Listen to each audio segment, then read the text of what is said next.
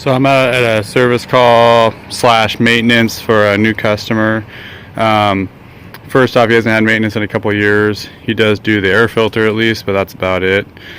And then he was saying during the summertime the AC cannot keep up with the demand. He is in it's a pizza house basically, so he does have a lot of ovens running. So I'm looked at the system. It's a 3-ton system. It's definitely undersized for the space. I mean, it needs a lot more cooling capacity, but also I'm seeing some stuff on this to at least get the most out of what he has. Currently right now though, I don't know if you'll be able to see it through here, but the coils are just plugged solid. Yeah, you can kind of see in there, they're just plugged solid. There's a lot of cottonwood in the area I'm at, and you can tell it's just plugged up this coil pretty bad. There's a few ways you can go about cleaning this. I'm actually going to try to pull it all completely apart and start by just using a coil brush on the fins. That's one method that's obviously always works really good, getting the outer mess off. Next would be just doing some type of a coil cleaner. This is what I got in my truck right now.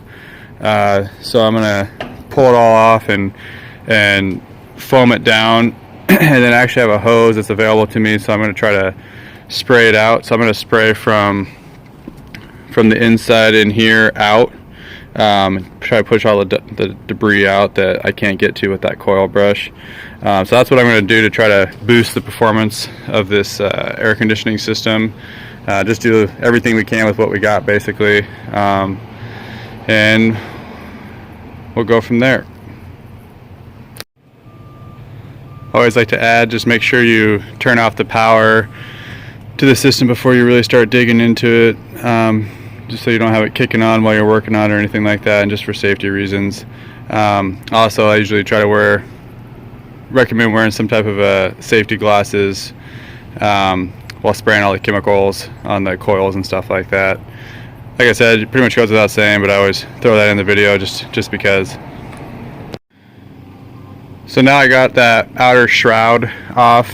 You can definitely see now how bad this cottonwood is on this coil. It's actually really bad. The city I'm in just has a lot of cottonwood floating around in the summertime. So I mean, this thing's beyond plug solid. So I'm gonna go ahead and hit it with the brush first, get off as much of this gunk as I can, and start after that, do the actual chemical coil clean. Just a tip, I always recommend hitting this stuff with a brush first, because if you try to just get it wet, it basically just kind of soaks into the coil, and it's an absolute nightmare trying to get it off the coil. So I just wanted to give everyone a heads up, definitely do not get it wet first. If you can hit it with a coil brush, do that first, because it just makes cleaning it an absolute nightmare after it's been soaked with water. So this right here is just me hitting it with a coil brush. I went through the whole coil on the exterior, and was able to scrape off quite a bit. I got a pretty big mound of junk that came off of this. I mean, it's pretty insane how much came off. That's actually all compressed too, so I mean, it was pretty gross. Honestly, probably the worst condensing coil I've ever seen. Another thing to watch out for is stacked coils. So sometimes you'll have, right here I just have this one layer of coil, but sometimes when they're trying to get more efficiency, or if they have a bigger system, you'll start to get two of these coils stacked, and just hitting it with water will not do the trick. You really have to get in here and open up the two coils and get in between. A lot of times I'd still recommend cleaning with a coil brush, and then after you do that, same thing, just soap it down with some type of a coil cleaner. I've seen that a lot more on package units and stuff like that, but it's definitely something to be aware of.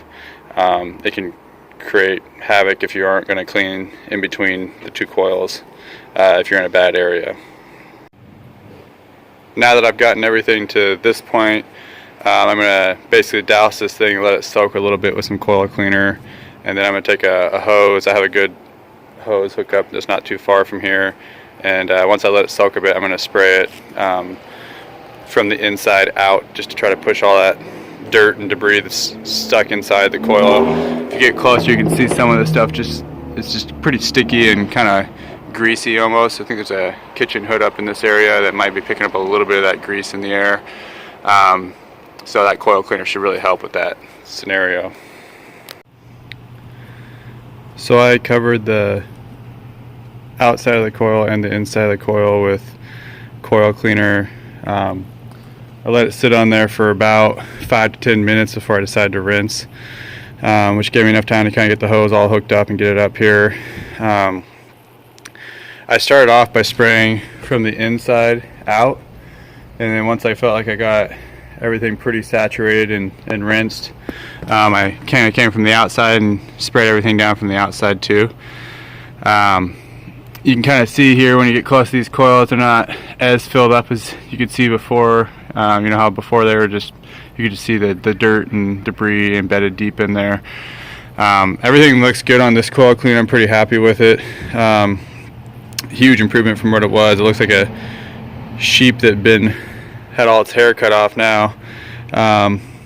So yeah, I'm pretty happy with this. I kind of wish I would have had some before and after refrigerant pressures just to kind of show the difference of having a completely plugged up condensing coil.